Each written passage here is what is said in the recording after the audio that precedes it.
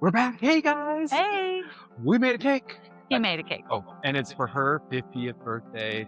So you guys get to Yay! celebrate it with us today as we make the cake. So we're actually going to go through and actually make this very cake Yes, for you. And apparently that is something that Mormons do, that we're really crafty and I guess the time in the resourceful. kitchen. Yeah, Apparently that's the that's the stereotype. stereotype. Just said that together. We must be married. And so we'll talk about some of the other weird things that make us weird. All right. All right, guys, here we go.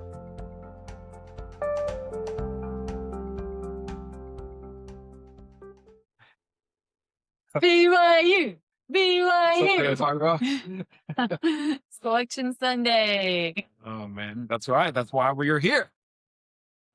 But more importantly, it's her birthday. Yay!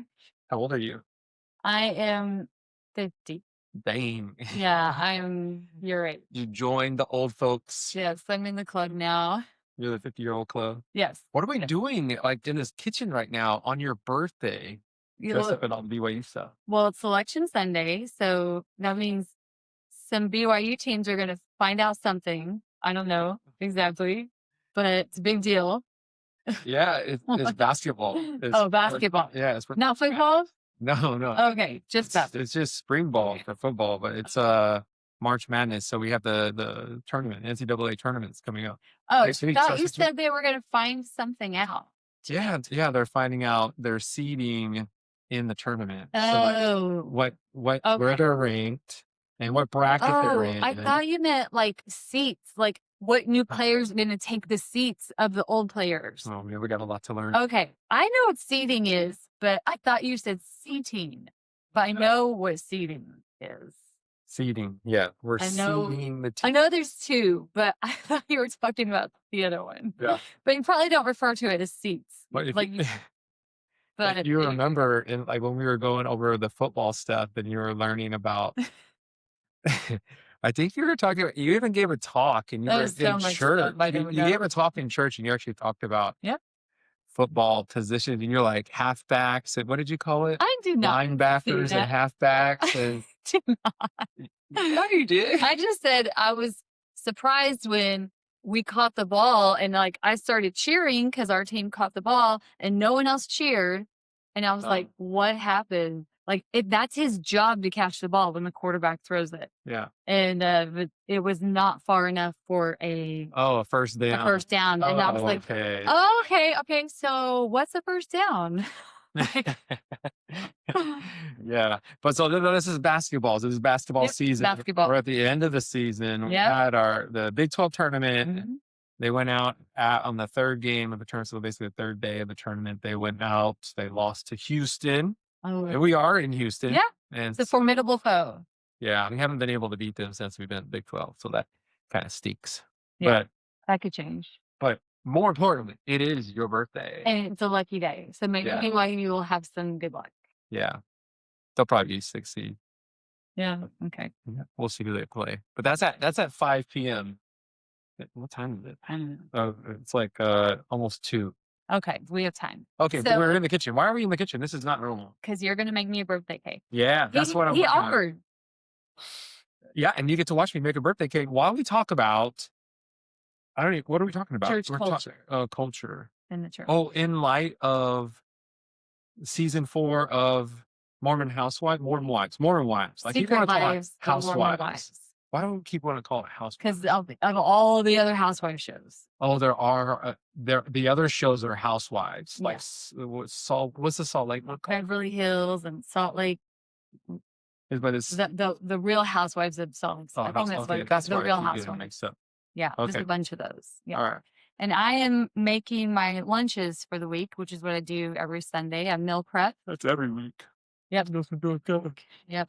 Okay. So he's going to make the cake. I'm just here in case he needs me and I'm going to do my thing. Yep. In light of all of the people who have been commenting on our channel, Tanya, one of them, who is a avid supporter of us. Thank you. And all of our beliefs. But no, so she's very, very convinced that we are deceived by the devil. Ooh. And that's the reason Thank you for your concern. I'm actually making a devil's food cake. Oh, Yeah. nice. Now, she actually wanted an angel food, I did. but I don't think I can do that. I don't think I would be able to It's a do tricky that. recipe. Yeah. No. Yeah. And yeah, it's okay. So I'm going to try to stumble through actually putting this stuff together. I mean, it's just a recipe. It can be a bit hard. And we're going to talk about last word. culture, like church culture. Yeah. And okay, so maybe you can go first so that I do have something in the fridge. Mm. Sure. 2 1/4 cups of flour. Oh, We have, a Greek Jello mold. that's definitely Utah Yeah. culture So let's see if stuff. I can get this out on a platter. Let me show you guys. Green Jello, it's more, I think it's more of a Utah Mormon thing. Yeah. But like we looked at church culture and this was on the list with green Jello. This is sugar-free lime Jello.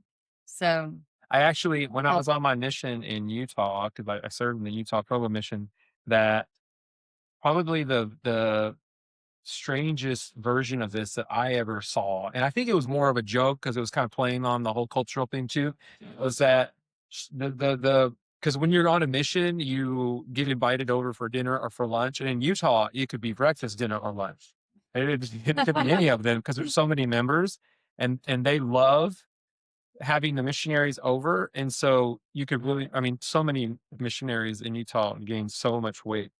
And so what would happen is that they would bring, like, one woman brought out something like this, but it was on top of a bunch of lettuce, and then she shredded carrots all over the Jello, and then put Miracle Whip around the edges. Not like icing like on a cake, but it looked like it, but it was just kind of like lumped up along the sides.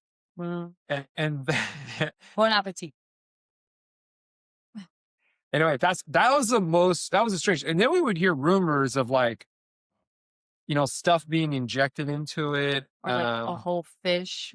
Fish being inside. But again, I think a lot of this is just like playing on the. But we put something in ours, but you can't really see it. Oh, you did.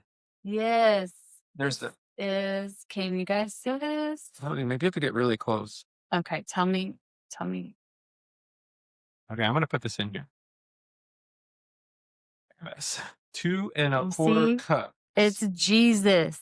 There's a baby Jesus. It's Jesus in there. Yeah. And this is we have another one. Our cat keeps grabbing him and playing with, she'll put him in, she loves Jesus. She'll go play with him and we find him on the floor. But I washed this one off before I put him in here. But I thought it was cute. Hey, are you allowed to, if I use this for flour, can I use it for sugar? Yeah, it's not cross-contaminating. But I guess you gotta wait. Why are you putting that in? Does it want you to put it in a certain order and cream it or something first? Beat all 8 ingredients on low speed 30 seconds. Okay, it's an easy one. Good, you picked a good one. Snare me. Okay, so 1 2/3. Maybe I'm thinking of cookies do that a lot. I want you to beat it first. Okay. All right. So other things, other things in Mormon culture are, one of the big ones is the way, the language we use. Now, first of all, we're trying not to, say bad words and curse over here, but also we pray differently. Now, I love going to other churches than my other, Christian friends. When they pray, it's really cool because they're like, Father God, we pray that, and they're super, you feel like Jesus is in the room when they're praying. It's really cool because they're very, very direct. Their language is very direct. And we ask you, we praise you, and we do this. And for us, it's a little bit more formal. It's more of a biblical vocabulary. We say thee and thou, we ask thee for this. We thank thee for this. And we use that a little bit more formal language. I don't use it so much in my personal prayers, but I definitely use it when I'm praying at church. I just said the prayer today at church, didn't I? You did. Yeah. Yeah. But I remember the first time I heard you pray, I was like, whoa, she's because she would pray like she was talking to her best friend. And that wasn't like, and for me, I was used to the these and thous, the more formal. And then Oh, so you when I mean first, between that? yeah, when we first met, and you would say a prayer, and you were just like, Heavenly Father, I just really looking for some help here, and is this the right thing? And so, and for me, I'd be like, Dear Heavenly Father, I would just use a lot of this more formal language. Mhm. And so when you start talking like that, I was like, oh, that's so different, because I was kind of new to the church, and I was like learning how to deal with some of these things. And I was new to praying because I really hadn't done that before either when I started going to church.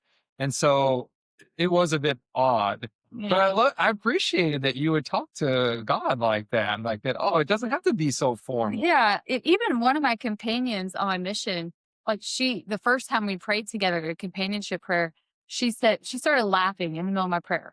And so when I was done, I was like, what's going on? Did you just remember something funny? She's like, no, you're just like talking to God. I'm like, Yeah. isn't that what praying is? And she's Yeah. like, oh, I guess it is.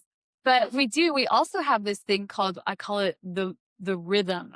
Yeah, that's true. Like we do that. We go, Dear Heavenly Father, we thank thee for this day. It's like, Da, da, da, da, da, da, da, da. And I noticed when we're traveling and living overseas, they do this in other languages. Himmlische Vater, da da da da, da da da da.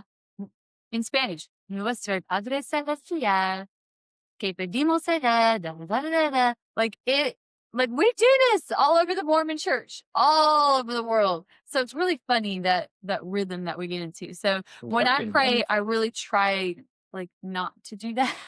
But I'm sure I do it. It's kind of ingrained in you from a young age, right? I'm putting cocoa in. Okay, good. That's what makes it chocolate. 2/3 devils. Oh, I have. Okay. Why is the devil's cake? Because it's dark, Oh, it's dark color, maybe. And angel food cake is white. So, I don't know. So what's another thing that we do in our culture? We have strange terms like when you're listening to announcements or something like that. A church leader will say, this meeting is going to be held over at the Stake Center. Yeah. And then for someone who's just visiting the church for the first time, it'd be like, what Stake Center?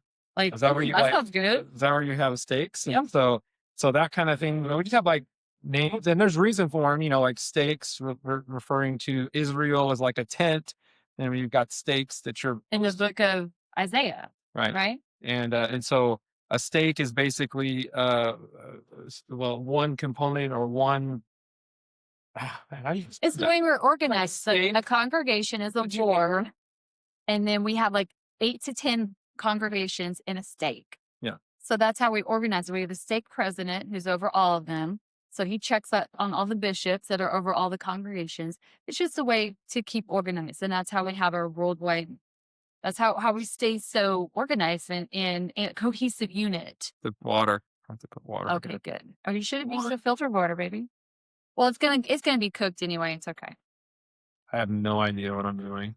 Okay. So also, I know I'm gonna mess this up because I'm getting because I can't do two things at once.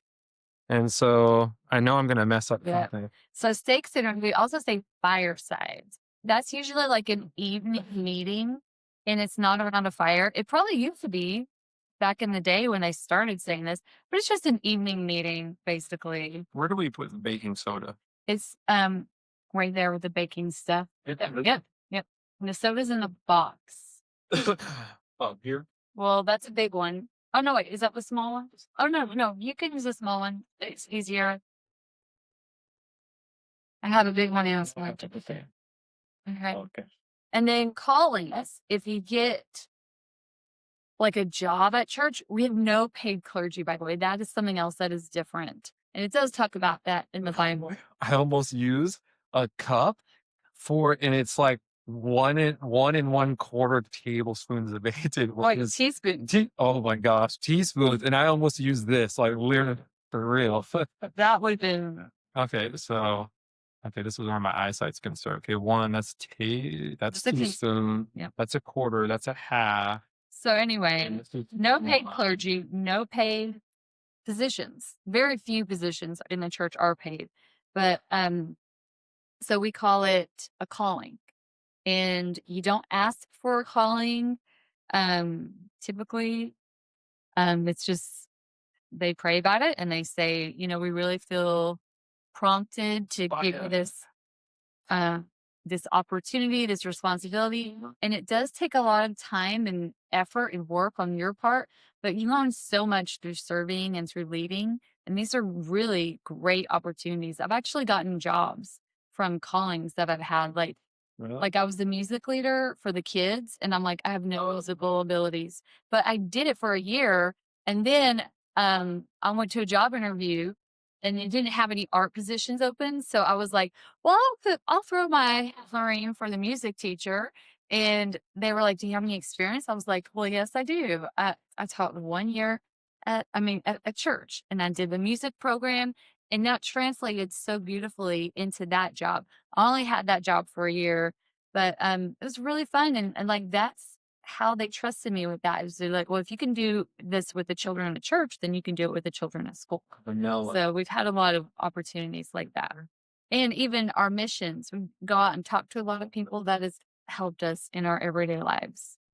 So, I would like to talk about what. Oh, this is vanilla. This is the vanilla stuff right Yeah. here? Mhm. Okay. Are cliches like Peter Priesthood and Molly Mormon. Like, what is your typical Latter-day Saint look like? The archetype. Yes, If you're the gonna, archetypes. if you're going to design a LDS man or an LDS woman in a video game, like what would they look like and how would they act? Khakis and tennis shoes for the guy. He's wearing khaki shorts and tennis shoes. But I don't look. I don't have pockets on the side. But you look so cute, though. Oh, the shoe game. The shoe game. Look at those. That's You're not wearing. He's not wearing New Balance. No, no. Although New Balance is really popular these days. Oh, okay. Yeah, that's kind of come back. Okay. Okay. Oh man, what did I just put in there? I just put salt. No, I And just put vanilla. I just put vanilla. And I did salt before that. What's next? Baking powder. Okay, that's the one in the can in there. Same right, and on that little turning thing. Okay, baking powder. Yeah. Yep. Cream of tartar. That's not it. Nope. Okay, found it. Okay. All right. So if we were going to design a typical male or female, which one would we do first? We're doing the male. I already started on Peter Priesthood. Oh, okay. So a typical male, what I find is we have a lot, at least in the US, because once you get outside of the US, it can be anything, right? It can change. But typically I find that in the US, we have men that are kind of like accountants, engineers. A little bit nerdy. Yeah, a little bit more conservative. Yeah. We get some that are charismatic, but not a lot. So maybe we have some sales guys that you would see in our meal groups. In our male groups, we call them quorums. Anyway, so I would say most are like accountants, engineers, IT. Those would be the big ones. But you also have quite a few that are dentists. There's a lot of dentists. Oh. A lot of dentists. Oh, you know why? Because I bet it's because guys want to go into the medical field, but they don't want to be like a doctor who could be called away from their family for emergency situations. So dentists, how many emergency situations today? Yeah, true. That's like a doctor that can have good hours, like conducive to raising a family. Yeah. Like can still make it to all the kids' sporting events and all that. So you have attorneys. Yeah, and I would say that a lot of the leaders in our church, like a lot of the people who are apostle, the guys who are apostles in Salvador, they're very successful. They've had very well, really, really successful careers, and that they've made a tremendous amount of money, and that they're able to support themselves as they serve 100% in the church. And those can be like our former prophet, President Nelson, was a surgeon. Our current prophet and president of the church, President Oaks, was an attorney. And so you've got a lot of these types of professionals. But I would say in our congregations, mainly you would have a mix of these, depending on where you go. And in the church, whether it's outside the U.S. or in We the U.S. tend to be very resourceful Yeah. and self-sufficient. To aid. That's what we're taught to be, and to to use our time wisely, and to be multifaceted. I guess is that better? Yeah, and so some people will kind of like, we are asked to tithe 10% of our income. And because we have a very frugal, like we said, Yeah. resourceful, very, professional, we put a high value on education, and all those things combined, plus the tithing, you can see that why the church has become wealthy, Yeah. right? Is you've got a lot of high achieving members of the church. And of course, they're dedicating and donating their time and resources to the church, including tithing.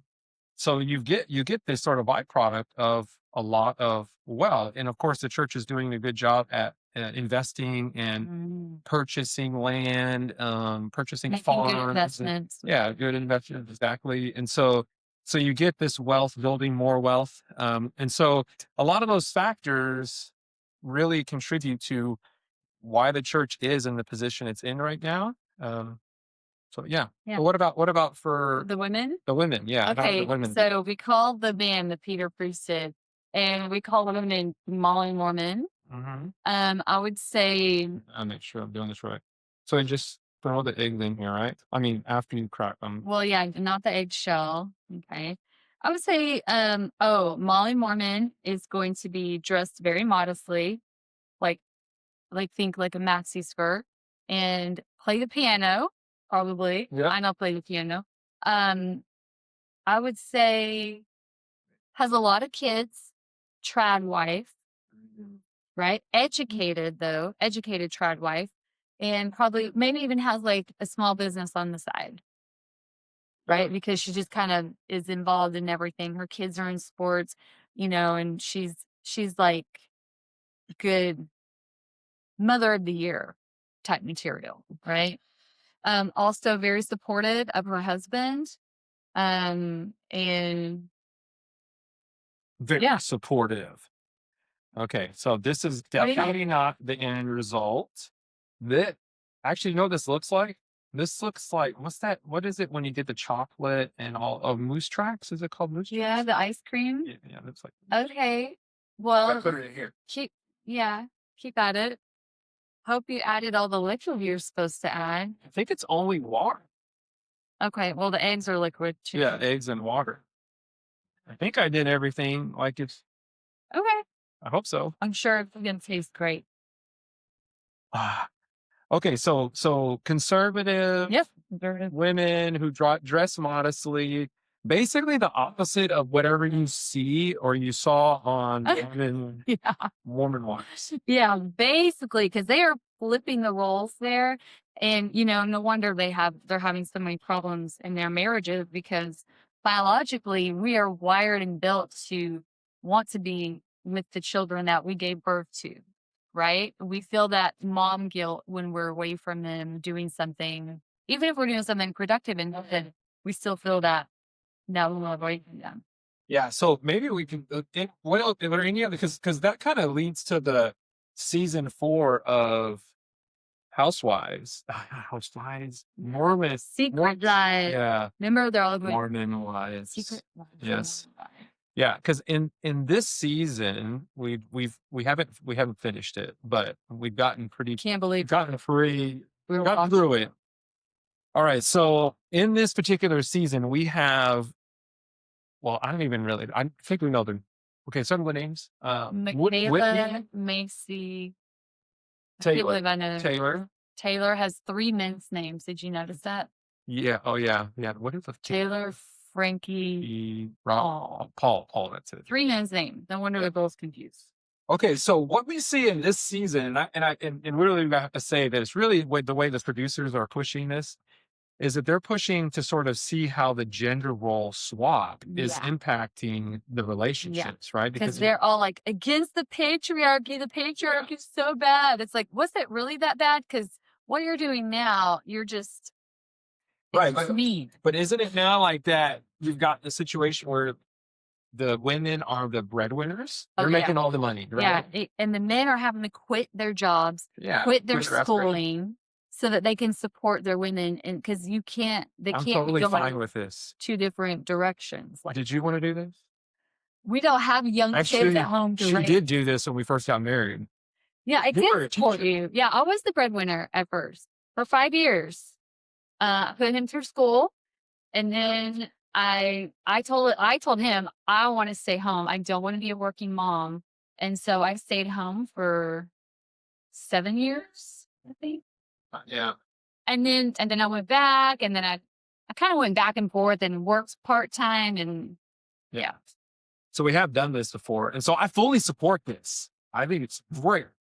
But what's happening is that you've got these role reversals. And so the women are working, and the guys are going and having fun. They're like going on these guy trips. It's called dad talk. We're having mom talk and dad talk. So they've completely flipped the script. And now you're seeing, just like when it was the other way around, when the women were out there going on trips and sort of just, getting famous and stuff, that they would have real issues with the dads and, the roles, and they were getting into trouble and having all kinds of strange relationships. And so now the guys are going out and doing these things, and they're getting involved in strange relationships. Or at least Dakota is. He's not married to Taylor. Anyway, so, but all the drama that ensues because now the women are getting upset that the guys have all this free time and they're out there doing a bunch of fun things that the women no longer have the time for. And they're getting a little irritated. And then when the guy comes and says, "Hey, what are we going to do about our relationship? Because our marriage should be number one, yet your work is dominating everything." So you get a role flip here. Yeah. And then the women are saying, "Well, I am sacrificing so much for you and for this family, and you need to support me in that effort." And so it's just, I think that's what they're trying to get across, is that whoever is in the role of sort of providing for the other, and because of that, it's sacrificing a tremendous amount of time, that there's naturally going to be some contention or potential contention there. And then you see how they handle those scenarios. And what's interesting is that they just so quickly go to the option of divorce. Like it's almost within minutes into the discussion, when it's the way to frame it, Like, that divorce becomes the option. Like, is that going to be easier for you? Just to have a divorce and be single so you don't have to put up with these problems? Like, yeah, that creates a whole new set of problems. Oh, yeah. Yeah. So anyway, again, it always is back to the same lesson. If you stay close to the gospel, you stay morally anchored to those principles, then a lot of these things you simply just avoid, because you develop the skill set on how to handle these scenarios. And also you're just filled with a light of Christ that helps you to have patience with your spouse. And because you're filled with that joy, and just naturally from doing what is right and doing the little things that we learn in primary, like read your scriptures, pray daily, pray together, go to church, keep God close to you. You do these things, and these types of pressures and problems, they're just easier to manage. It's like how you're yoked together, and you're also yoked with God. And so he helps your burdens become light. And so that's the benefit of having God in the relationship. It helps lighten those burdens.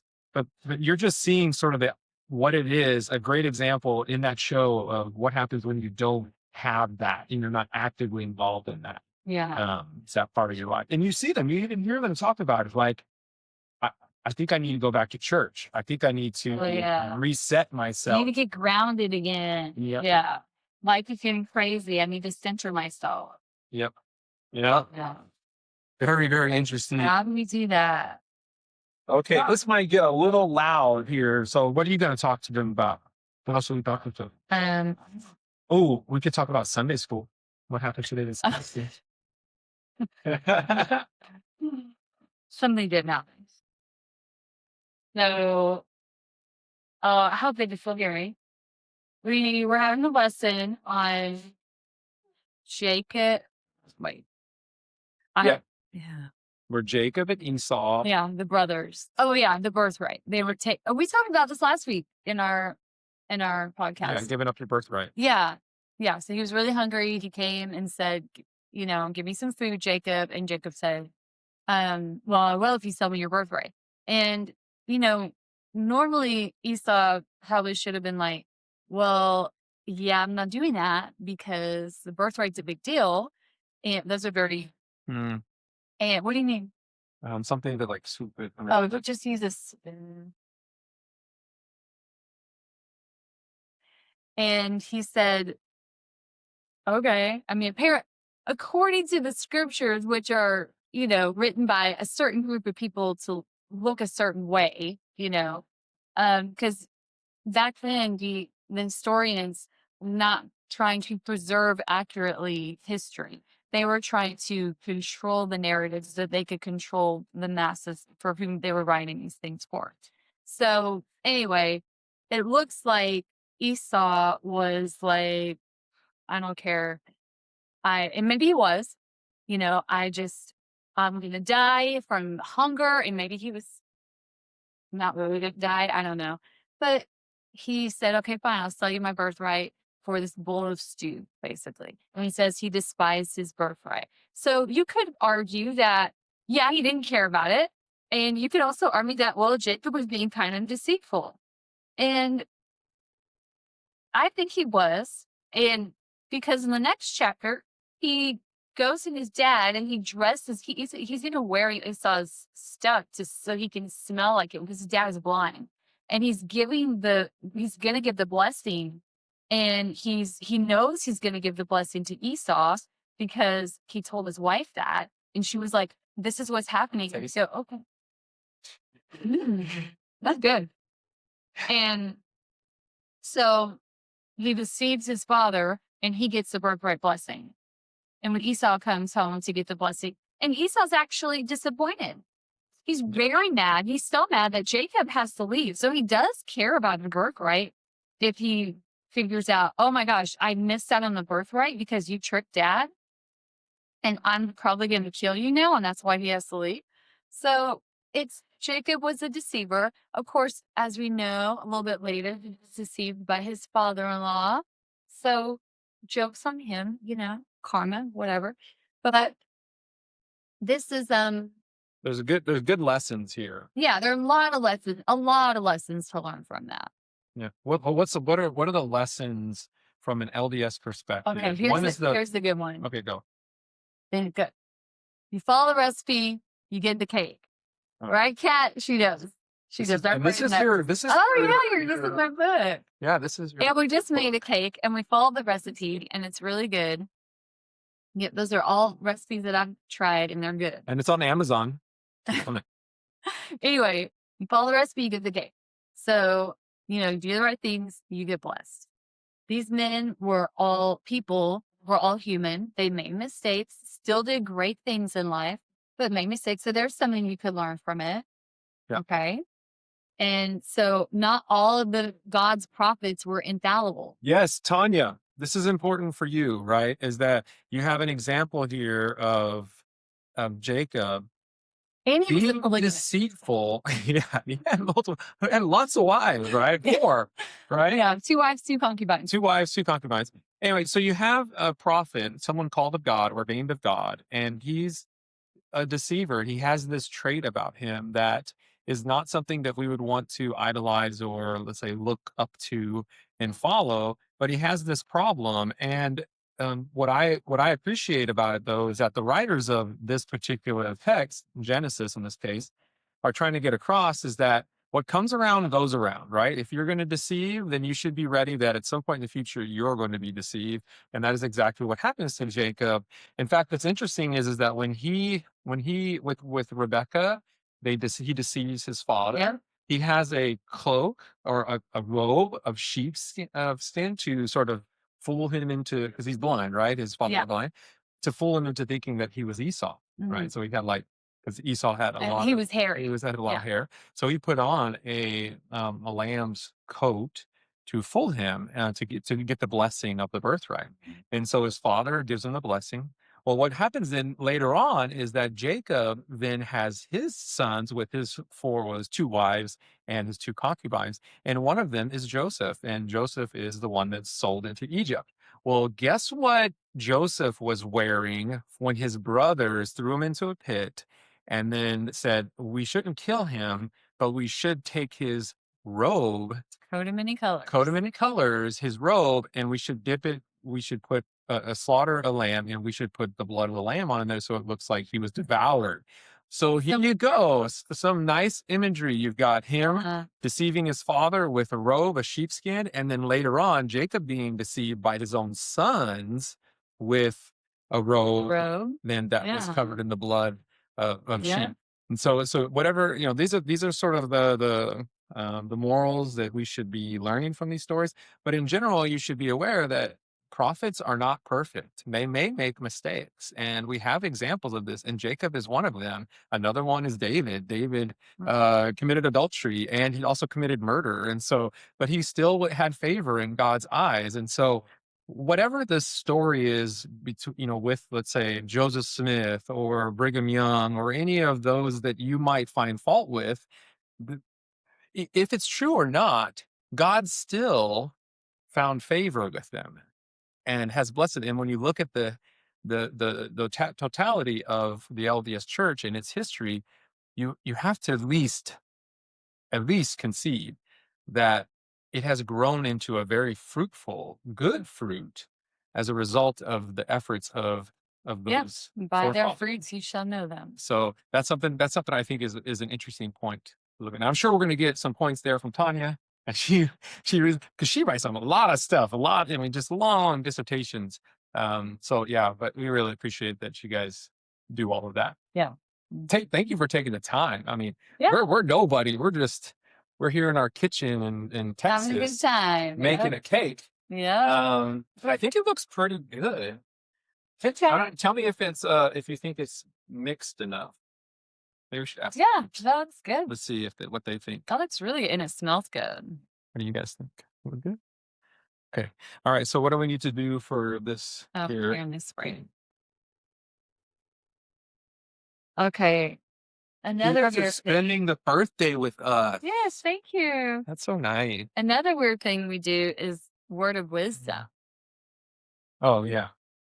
That's very different. If you're not drinking at an event, a lot of people would be like, "Oh, Mormon," right? Because we don't even do social drinking.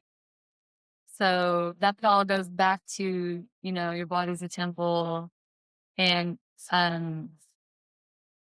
those things are very addictive. And actually, they cause a lot of problems in society. Alcohol has a lot of deaths, a lot of broken families, a lot of accidents. So I'm actually glad that it's not even a vice. It's like I'll never know if I caffeine is have that addiction. We do have our replacements, right? Yes, of course. According to Mormon Wives the show, the Mormon Secret Lives. Soda Swig is apparently is the new coffee or the new. I think it's just a good sponsor of the show because they always have Swig. They do. I think it's a sponsor. Yeah.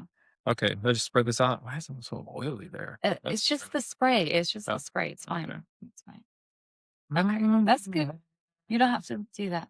But it looks so pretty. I'm gonna do this. Okay. Okay. How long? I don't know. 35 to 45 minutes. You guys are going to stay with us for 30 to 40 minutes? You should check it after 35 minutes. Go ahead. Oh, don't. I don't want you. Oh. It's glass pan. So here, I'm just that right there. Okay, put that in the oven. Okay. There we go. It's doing good. Okay, so what else? We got everything covered? I think. Yep. Man. Yeah, all this stuff, cultural stuff. Yeah, no sex before marriage. That's a different one. And that's why I think everyone's so interested in this show, because they're like, why are these women drinking and sleeping around? All these things that we were taught Don't do it. Don't do it. And we don't do it. Mhm. All right. Well, we're gonna let you guys go while the cake bakes, and we got to go clean the clubs here in just a second. Yeah. A little bit Right. after the cake comes out. Yeah. Okay. Celebrate. We're gonna celebrate a birthday by going around to the clubs and cleaning them up. We have to still do adult things. Yeah. Responsibilities. Yeah. All right. Well, we'll see you guys. Well, thanks for joining us. Don't forget to subscribe. Half of you guys out there that watch this aren't subscribed, so you guys should subscribe. All right. You should. It helps. It helps. It does. It does help get in the algorithm. You right there. You. Okay. All right. Bye, guys. Oh, you're so beautiful. Look at you. Bye.